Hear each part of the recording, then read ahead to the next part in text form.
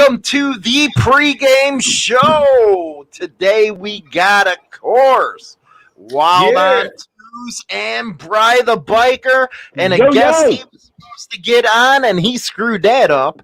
But we're live right now, baby. We're going to be talking about long distance motorcycle rides and some of the dangers that you might face on a long trip. And we got some riders in here right now. We actually going to have Shaggy come on with us, man.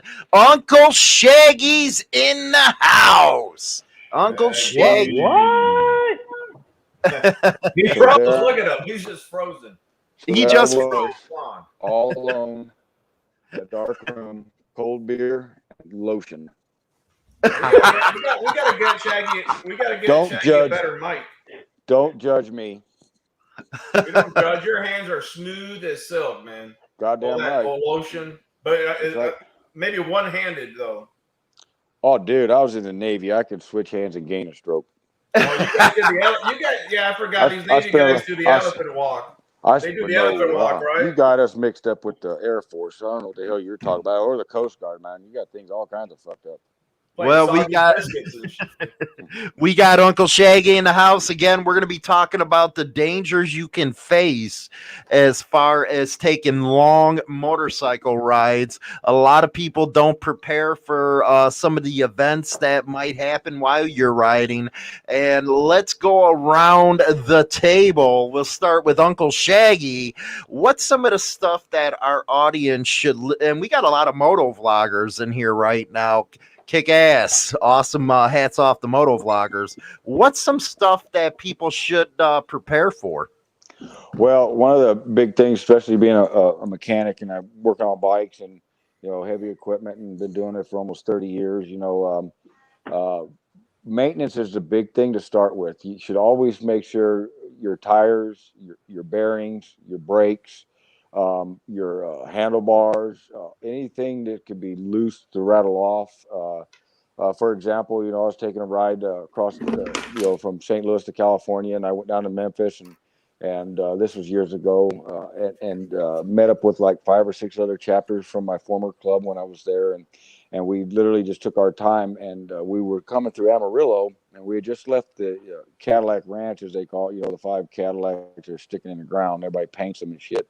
A brother, it's crazy. A brother that was leading the pack started having a stroke, which we didn't know at the time, but his shift lever flew off through the middle of the pack, and how it never hit anybody, I have no idea. But me and the brother that was in the rear of the pack, we see this shiny object come flying past us, and we kind of looked at each other like, what the fuck was that?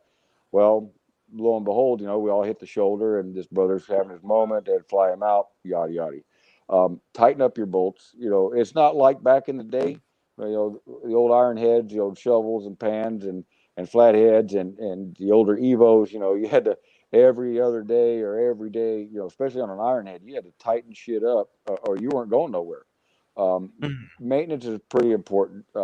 Make sure that your bike is serviceable. It's up and running. If you're going on long trips, make sure you got good oil. Make sure you got the proper oil level. Your primary oil is filled, your transmission oil, your cables are lubed, just all kinds of preventive stuff to make the trip so much better. And then there is nothing but a plethora of things that are dangerous when you're on the road. We all know that. And for new riders, when you buy your bike and you're starting to be new, buy a manual for your bike, 1, and 2, the most important thing, and I have encouraged this for years because even I took through the Motorcycle Safety Foundation, I took a riding course.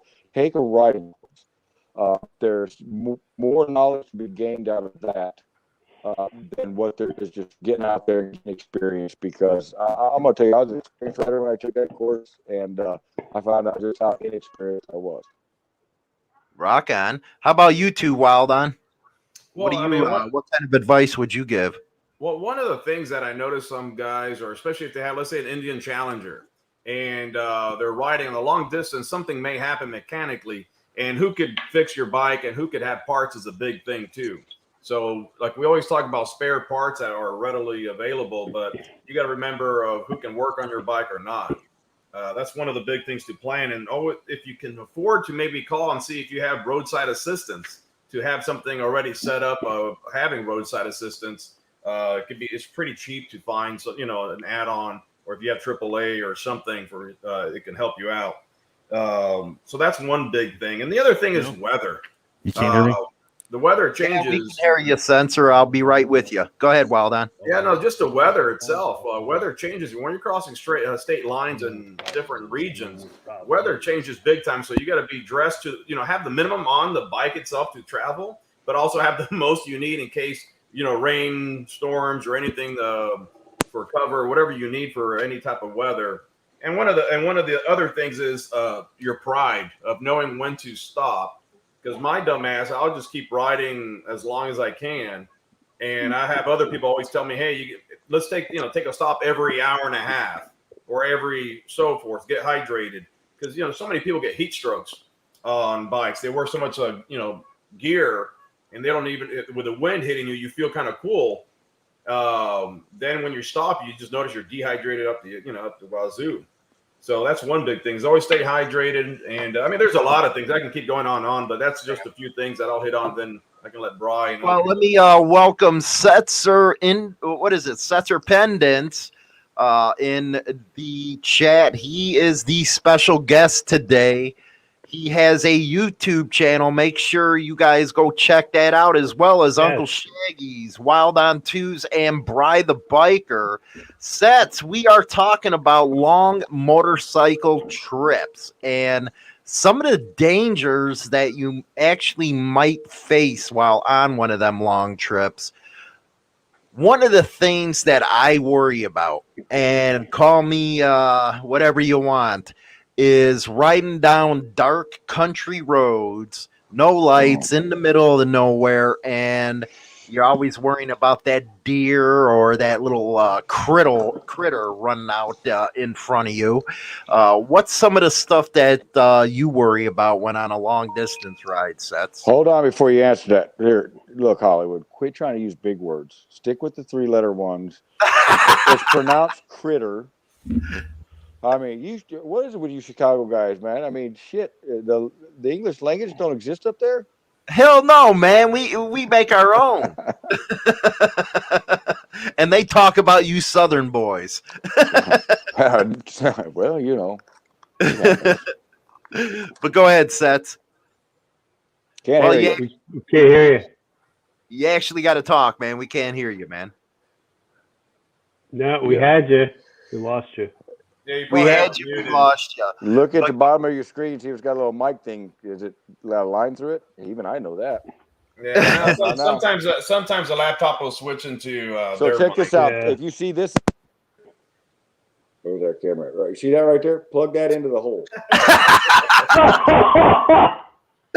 It's kind of like putting your thing into a woman, Hey, man. I'm a learner. Oh, on this, that's man, all you had to say. Now I got it. See? Oh, look at that! You tell them That's all you had to say, man. Was a sticking in the hole like a woman, man. Here I am. So or like a Navy guy, right?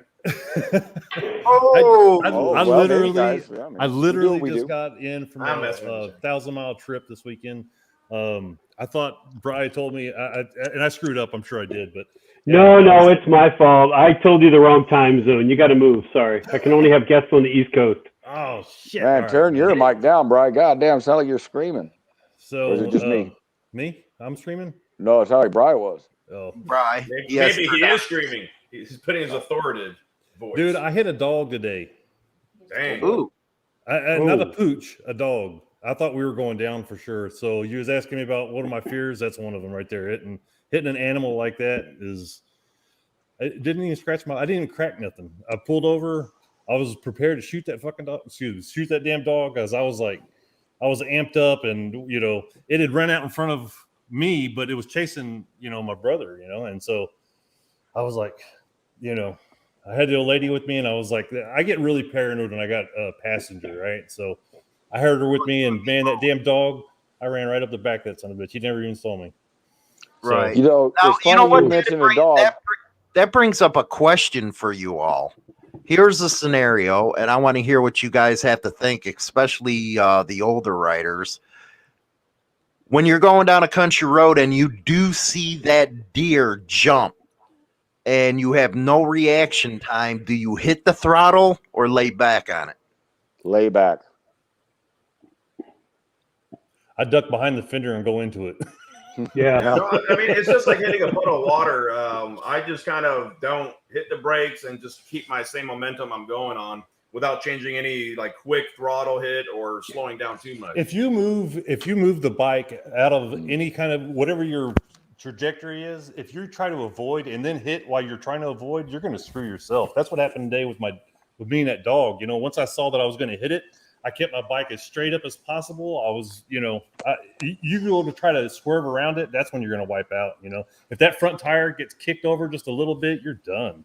Well, and that's one of the things they'll teach you in a rider course is not to, you know, go straight, keep the bike as straight as possible. Yeah. I mean, because when you hit something or anything slick, like I know a lot of people who have ridden like Sportsters and it's their first time riding and it's in the rain a little bit and they tap that front brake just a little too much. What happens? Boom, bike goes down. What do? They put their hands out, break both their arms, you know.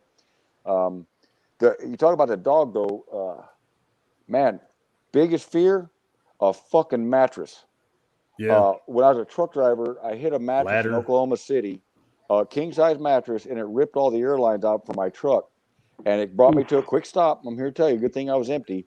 But from then on out, man, it was a fucking mattress on a motorcycle. Because it's not like, you know, when they teach in the motorcycle safety courses how to go over 2x4s and maybe a ladder or something like that.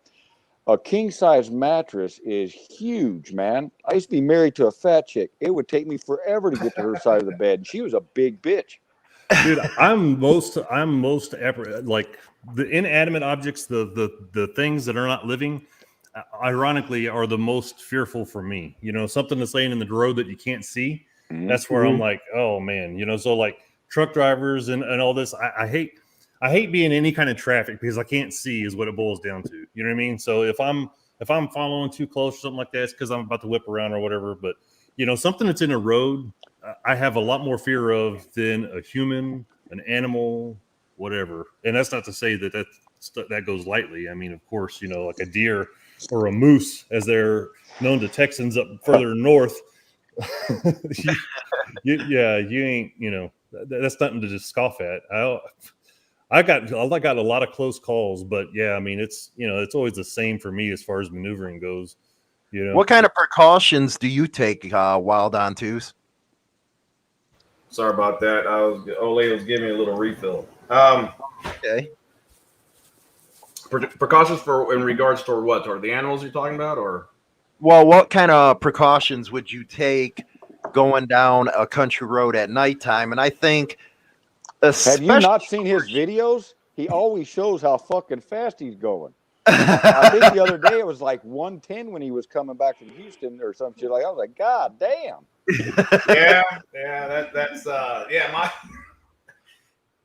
My precaution. I mean, Setzerpendence knows around these areas, especially the hill country. We get a lot of deers around twilight and throughout the morning. Are y'all familiar with the feeding table? I always looking aside for reflections of the eyes. But going that fast, I don't go up that fast at night in country roads. I really don't. Are y'all familiar with the feeding table, the wildlife feeding table? I live in St. Louis. There's wildlife up here, and I don't give a shit when they eat, as long as they're not eating my food. What I'm saying is like I'm out all hours of the day. We got up at 4 this morning. We're out all times. But sometimes though, if you know when they're going to be. I mean, they come out whenever they come out. Don't get me wrong. I'm not saying you live and die by this, but it helps. You want to talk about precautions. That's, you know, I used to be into hunting there for a little while, and those tables, they're pretty accurate. There's a major and a minor. And if you know that, you know, hey, they're going to be out looking for food more at this time than normal. I mean, it's just worth having, you know? Yeah, well, realistically. Yeah, we know that twilight, sunrise, on certain times, that's when they're all active. And that's when I watch, you know, I always watch out, but that's when I watch out the most. Other times I just kind of, in the backcountry road, I do go a lot slower than I like on highway speeds during the daylight and stuff. But sometimes you're not going to see it coming. I mean, sometimes Well, it's you know, a lot of people when they plan their trips, they'll plan it through mountain ranges. The two big ones, the Rocky Mountains and Appalachia. Like in West Virginia, you can get up in some roads that are like 2,000 feet up there, and you're right, looking over the edge of that thing. Precautions I think you have to take there is more than you would have to anywhere else. I know, Shaggy, you've been out to Colorado and all that type of stuff. What have you seen out that way that people really need to look for? It's beautiful. If you're on the west side of Denver, it's cold and snow in the middle of summer. And then when you get up into Denver, it's flat and boring and windy. I really, when I went through there a couple of times, it was, I mean, I see a whole lot of nothing. he's on it. He's on. I'm not the only one hearing that. Yeah, you're froze up, Shaggy. We got to get him He's on something dial-up. I'm not dial-up. I'm on that goddamn mode. Well, Shaggy's frozen up right there. Bry, you're out towards the Appalachia Ridge and all that stuff. I mean, I think when we travel, we tend to not travel at night, especially as Jason said, Setzerpendence. If I'm riding 2 up, I don't take chances. I don't ride it. You know, if I don't, we've ridden at night, obviously, but I tend to not ride at night if I can help it. If we're touring, especially with the bike fully loaded. And I'm definitely a huge component of lights. You know, I want my bike lit up like a Christmas tree as far as forward. Back's obviously another situation, but at night, definitely, you know, all the lighting I can get possible. And again, if I'm loaded running full up, I try not to run at night. That's just me personally. I'd rather just one less thing to worry about. Yeah, I mean, if you can lower the risk, of course, it helps out. But a lot of people like don't have the luxury of that. Like especially if guys in FCs or there are certain schedules, or they're doing the 1,000-mile rides and they wake up super early with if you're with a group of guys. I mean, I always ride suicide style or ride with my friends, so that's not the safest thing to do. But you get, especially when you're going with a group of people, a lot. It's pretty lit up. It's noisy, so usually the animals don't run across, but they do. I mean, they're still going to run across. What I do a lot of when I went through the mountains and stuff before, I always looked at 3D mapping. When I don't know a trail, good idea.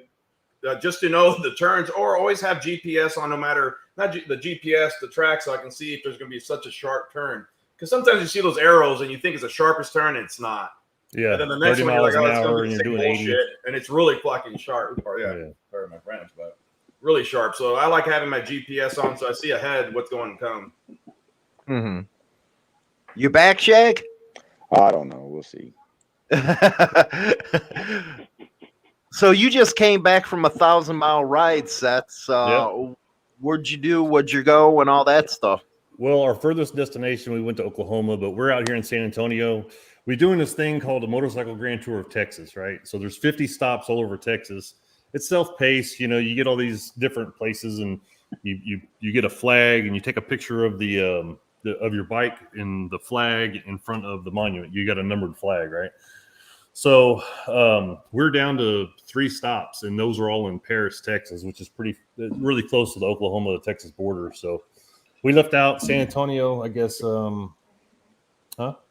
Friday night. We left out probably about 6 o'clock. My brother and his wife, they left out, I don't know, probably around noon. We caught up with them in Palestine. And then, so, you know, yesterday, Saturday, we went and hit up all the Paris stops. And then on the way back today, we just kind of took the long way home. And then I was like, shit, man, I got plenty of time. I got 2 hours yet. And then so we come sliding into some of it just a little while ago. Awesome. I think this question would have to go to Shaggy because Wildon 2 just brought it up. He rides deuce, or you guys call it suicide down there. Riding deuce on a long trip. Your thoughts? Riding deuce. Wow, this is a term I haven't heard. What is deuce? 2 people? Yeah, side by side. Suicide, side by side. Oh shit, man. You know, if you ride with your chapter a lot, I've been a part of chapters and a part of a chapter now. We'll ride side by side through the skinniest of roads and the widest of roads. Sometimes it gets kind of hairy, depending on how much grass is on the road. Um, my biggest fear is always coming around them corners, and they got those blind driveways and shit like that, right?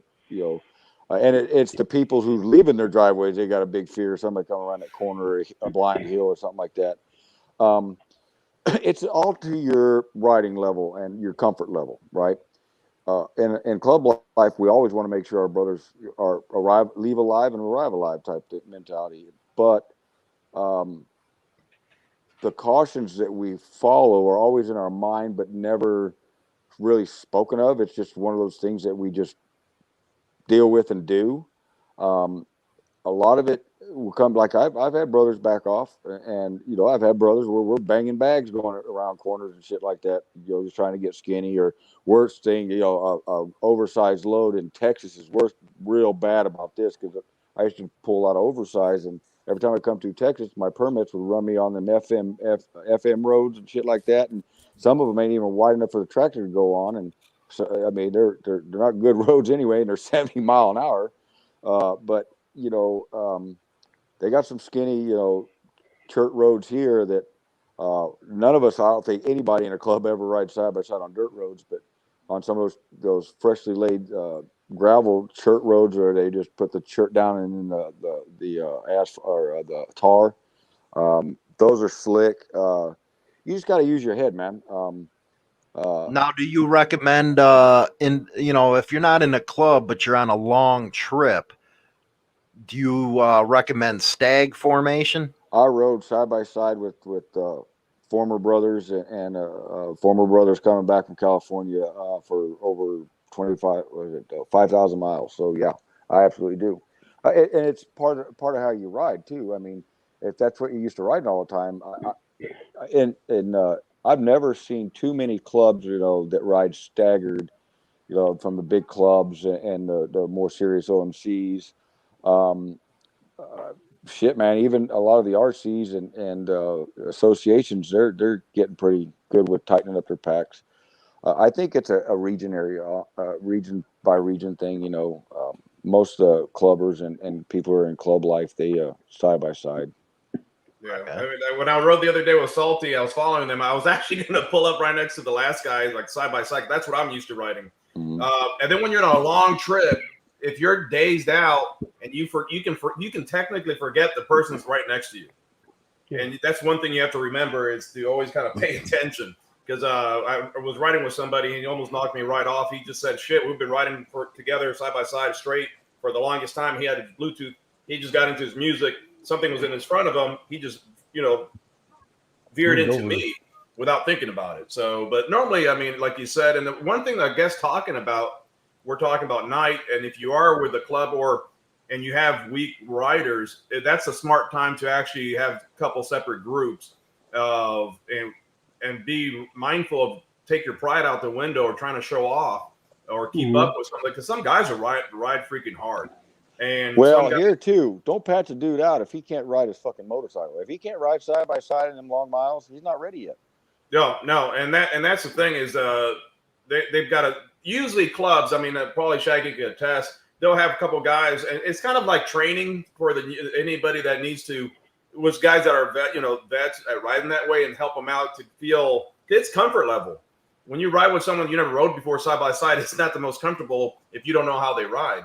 If you ride with the same guys all the time. I used to have a thing that I would do with the guys that were prospecting. They always had to keep pace with me. Just like the final test before I'd even vote for them.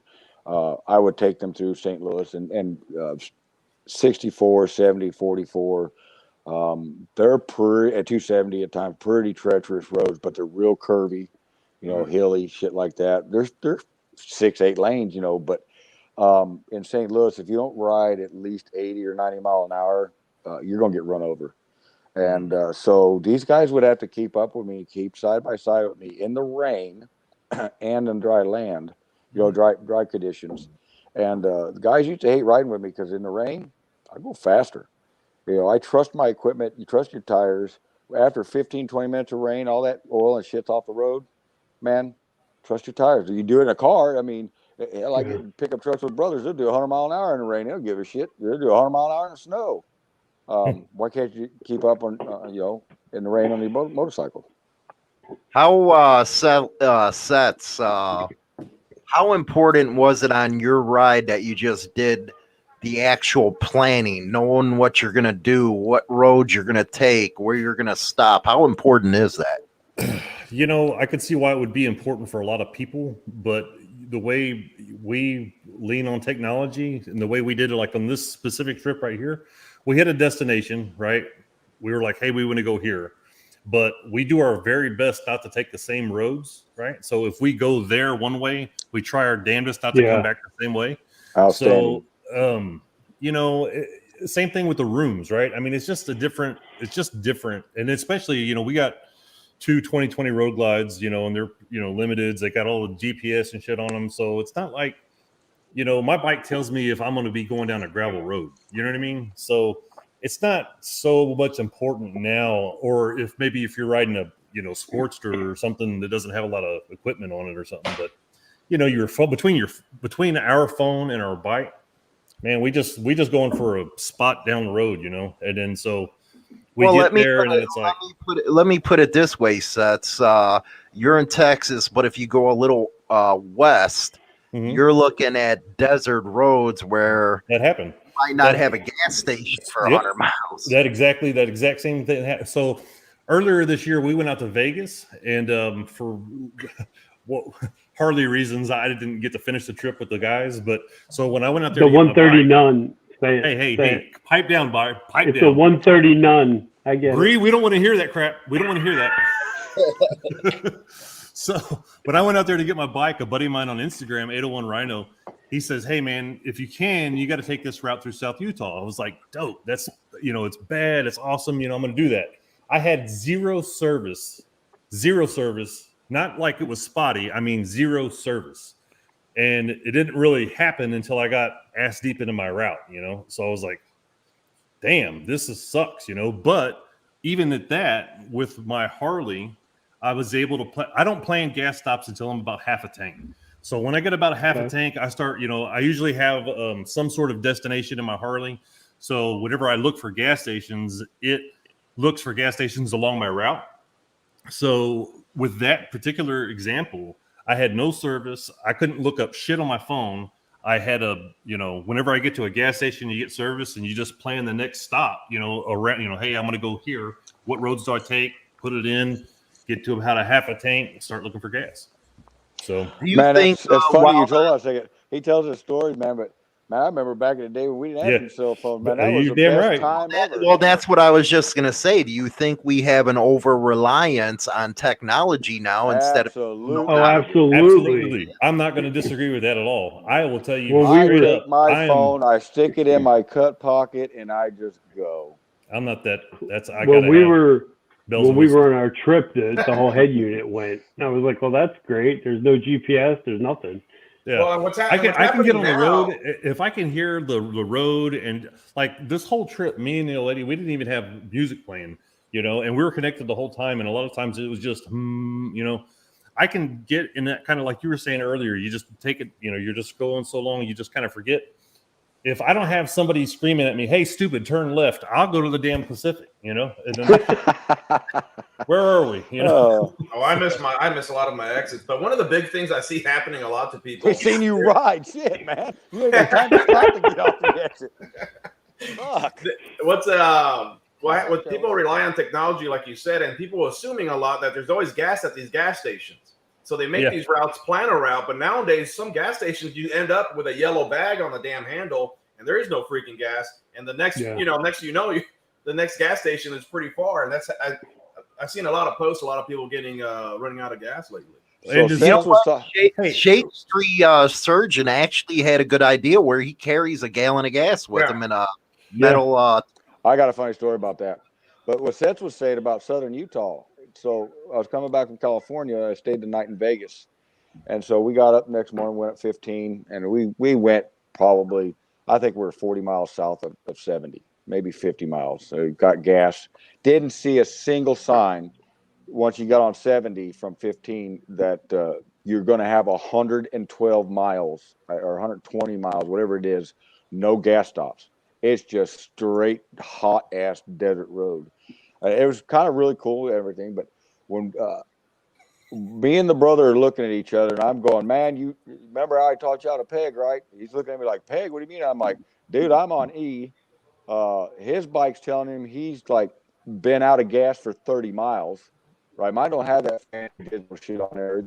It's a 2007 Heritage Softail with ape hangers, man. I don't need all that fancy crap. So when we pulled up to the gas pumps, literally when it popped out of nowhere, we literally thought we were going to be pushing these motorcycles. They both died, and we literally had to push like the last 10 feet to get to the gas, the pump. And I'm here to tell you, man, I miss those days. Oh, yeah.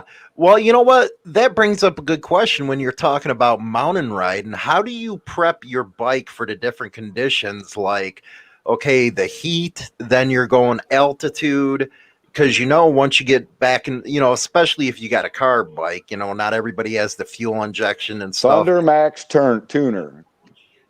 And then make sure also you get they have those portable tire to inflate your tires, man. I got to get one of those. Air compressor? Yeah, I got one of those. Yeah. I mean, I had an issue going up to altitudes and down in the cold, and my tire pressures were way off what I wanted. Well, we woke up this morning, it was 40 degrees. When we left out, it was 80. That did a number on our tire pressure as well. Well, like, for example, Shaggy was talking in Colorado that it would be summer out, but you start hitting that altitude, you're in the middle of winter. How would the bike react to that? So if you're carbureted, so a lot of the old guys told me this, man, back in the day when they had the pans and the shovels and the old flatheads, what they would have to do is carry different jet sizes with them. Yeah. And when they get to certain parts, the bike will start spittering and sputtering and pull over, change the jet out, get on down, get a little higher, change the jet out again. Today's day and age with the fuel injected, it affects it from the factory tune. Thunder Max was actually created out in, I believe, Colorado, about the altitudes and the cold and the changing elevations, and changing the temperatures and shit like that with the extremes out there. That thing retunes your bike every couple milliseconds. So it adjusts. So when I went through Colorado, coming back through, because I took the southern route to go out to California and then the northern route coming back, or central route, whatever you want to call it. And man, never had a problem, never lost power. I mean, I climbed those mountains and I had a great time. I'm gonna just say something quick, because this guy Mike Wissity 13 asked, and it's really true, and people don't realize this. In a lot of states, riding side by side is illegal. So make sure you know your laws, even though we still ride it. But that's why some clubs, they might ride just tad bit off by a little bit in some areas. But make when sure the cops stop riding side by side, I'm still going to ride side by side. Yeah, we still ride side by side, but for the guys in the comment section. So disclaimer. Well, Sets, you brought up a huge point earlier about one of your riding styles is when you have I'm the same way. When you have a passenger on, you tend to be more careful, but can you overcompensate for that carefulness? Can you overcompensate? I guess you could. I don't think that I do. I still, is she giving you a handy? When the conditions allow, I still ride at normal speeds or whatever, and I still take certain chances. But it's the weather that really makes me the most paranoid when I have a passenger. Yeah, so, the rain or anything. Well, so rain's a big one, and we don't get too much snow and ice. I've earlier this year in January, we were in me and my brother and my son, we went all riding up into New Mexico. We got into some ice, but it was just we didn't have passengers. So whenever I have a passenger and I have like we're in the rain or something like that. I don't think that I overcompensate, but I definitely I don't overcompensate. Not with a 131. You're not. Yeah, not with a 131. Nobody's overcompensating. Not yeah. So is that the same way you feel, Wildon? Are you more careful with a passenger on a long ride or a short ride? I mean, I ride how I ride in general. My old lady, she knows how to ride with me and her reactions. But some storms, we rode some storms, and I just kind of look at her, give a thumbs up. She'll give me a thumbs up to keep riding. when she gives me that thumbs down that she's not having fun anymore, I'll pull over right away. But of course, when I am precautious, when in certain times I'll take a turn harder with a passenger, I won't go as hard. Like I won't be scraping or anything.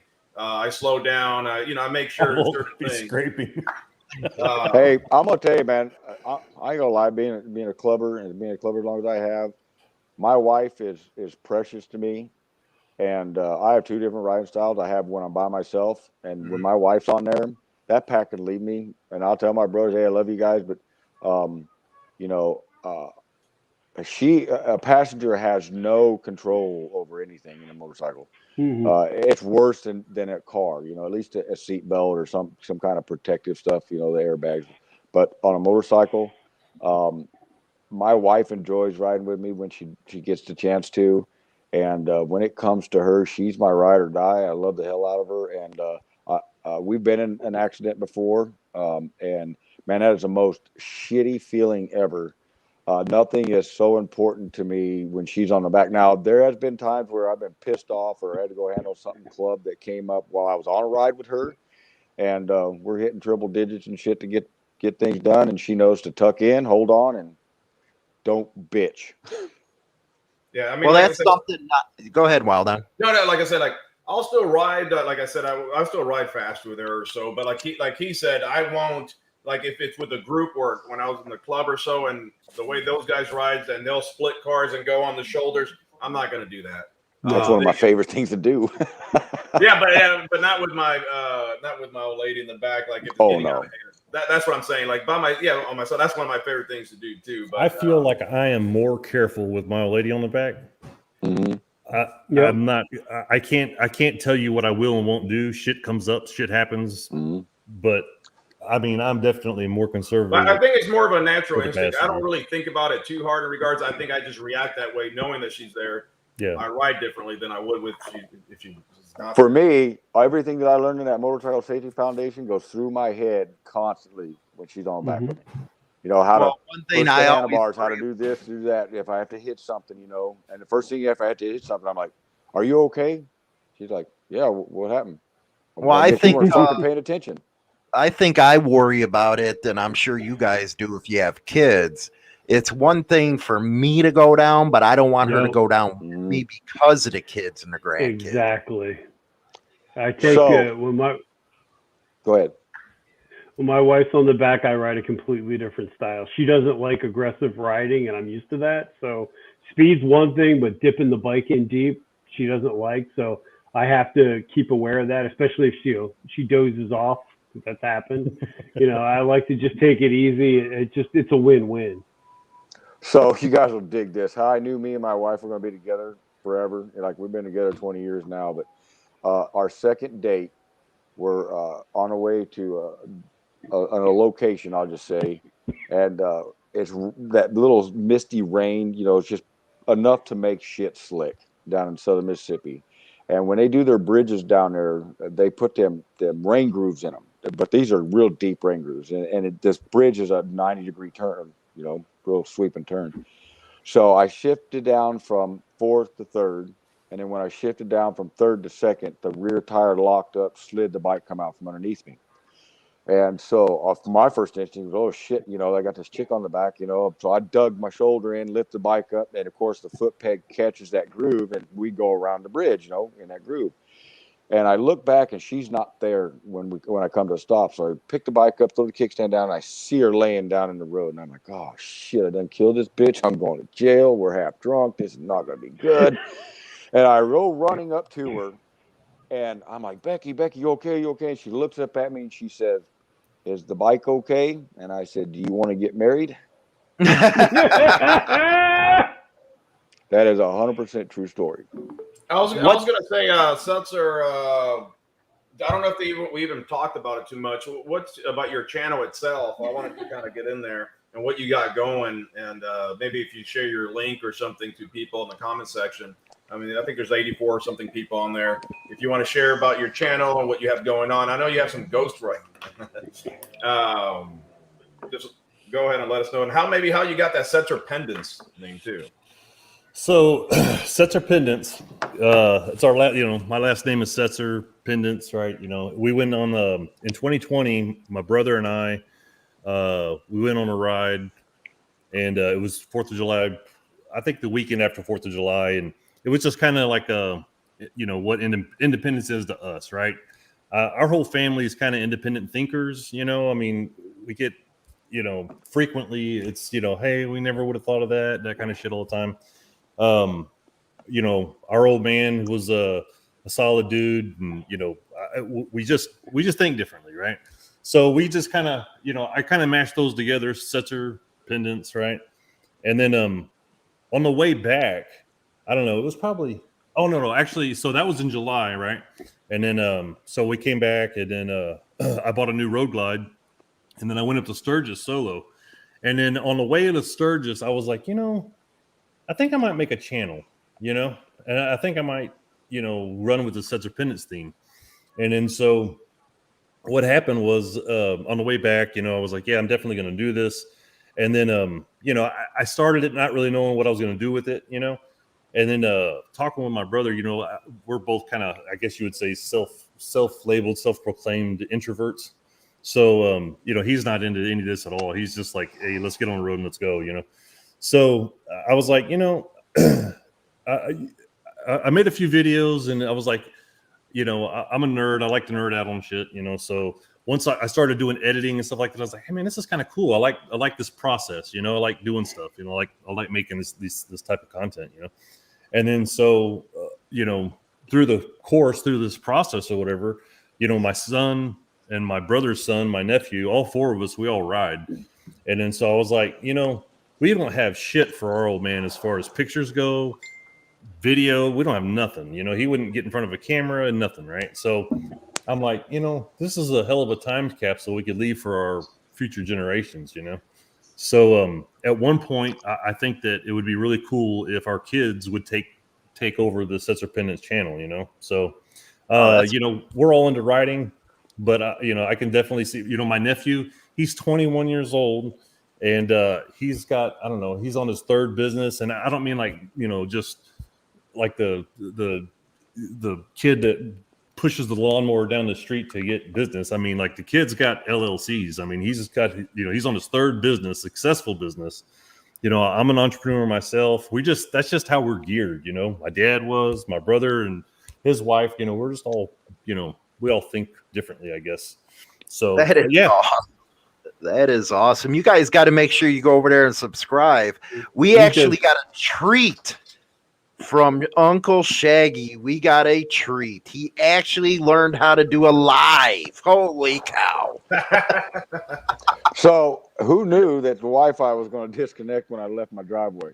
I talked for 21 minutes when we finally got to where we were going, and pulled the phone out of my pocket and went, well, fuck, where did this end at? So we got to the tuxedo place, and I'm looking at it like, well, God damn it, man, I barely made it out of the driveway. Oh, well. Well, we got to teach you how to moto vlog, man. We got a bunch of moto vlogs out here. No, I don't dig that moto vlog and shit whatsoever. Let's not fool him. He does not. He knows. Setzerpendence has some really. As loud Yeah, I was going to say, I mean, look at his camera now, man. Like he has like 4K or something. You got to see his channel, man. This is off my cell phone. I just got my cell phone set up. Oh yeah, he does amazing work. That's like a porn camera. So I got more shit to do than play with this kind of crap. He's got some great stuff on his channel. Well, you guys make sure you go and subscribe to everybody's channel. We got the round table coming up over on Black Dragon's channel. That's going to be a good one. Next week, this will be on Wildon 2's channel. What do we got coming next week? Oh, we got Star Bobber coming over. She has a YouTube channel, also on Instagram. She's a huge following on Instagram. She's I gotta say it right, Indian motorcycle ambassador. So no, she's really, I mean, awesome pictures on Instagram, and she rides like I said, the Indian Scott Bobber. So yeah, so she'll be on there talking with us. Then the week after that, I think we got Big Bone and Lisa Marie coming on. Yeah, Lisa. Yeah, she's starting that MC down in Tampa. Yeah, we rotate between the channels, everybody. So we'll make sure we put up the post. We got to get Sets on here as a permanent. Hey, Deborah's saying he's going to be on the round table tonight. Oh, we got dibs on the round table tonight. The Godfather. Hopefully his audio is working better. There we go. But yeah, man, I'm gonna have Bry talk to Setzer, man, to get him on here too. That'd be great for good round table. But anyway, guys, that's it. Us three has to get over and get ready for the round table for you guys.